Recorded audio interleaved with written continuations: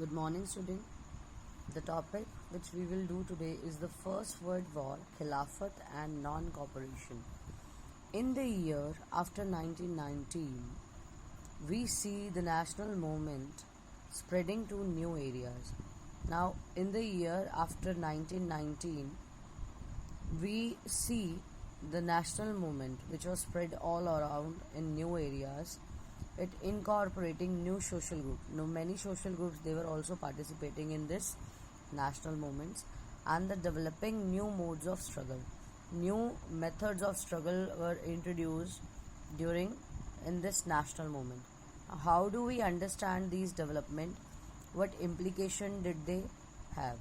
Now, first of all, if we talk about First World War, First World War was started in 1914 and ended in 1918.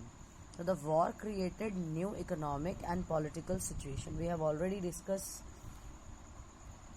these things. Sorry, I have discussed this in 9th class in Nazism. So when war was there, when war was ended, it created economic and political situations, and because of that war, huge increase in defense expenditure, which was financed by war loans and increasing taxes. So when war was there, it increased the expenses on defense, and these expenses were fulfilled by the loans which was taken for war and increasing taxes. So taxes were also increased to get these expenses to finance the war. Custom duties were also raised and income tax was introduced. Earlier no income tax was there, but to fulfill the expenses of war, so income tax was also introduced. So through the war years, prices increased, doubling between 1913 and 1908. During the war, the prices of the regular commodity or basic necessities were also increased, leading to extreme hardship for the common people. And because of that, common people, they were in a situation that they could not fulfill their requirements.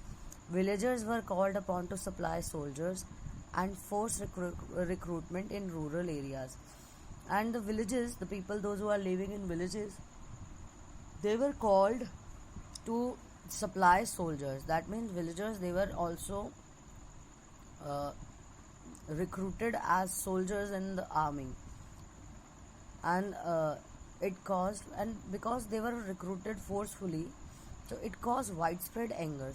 The villagers, they were very angry because they don't know how to fight a war, how to fight a battle, but they were forcefully recruited in army. Then in 1918 and 1920 and 21, crops also failed in many parts of India, and because of crop failure, the acute shortage of food was there, and this was also accompanied by an influenza epidemic. And at the same time, one epidemic like corona is also a pandemic. Epidemic means a widespread disease. So one epidemic was spread at that time, that was influenza, and according to the census of 1921, 12 to 13 million people, they were perished as a result of famine and the epidemic. So at that time, 12 to 13 million people, they were perished means die. They die as a result of famine, because shortage of food were also there due to crop failure and epidemic. So 12 to 13 million people, they were die because of epidemic and famine. And people hoped that their hardship would end after the war was over. And people, they think that their hardship, whatsoever problems they were facing, it would end when the war would end. But that did not happen. And at this stage, a new leader appeared and suggested a new mode of struggle. And at that time, one new leader appeared and he suggested a new method of struggle.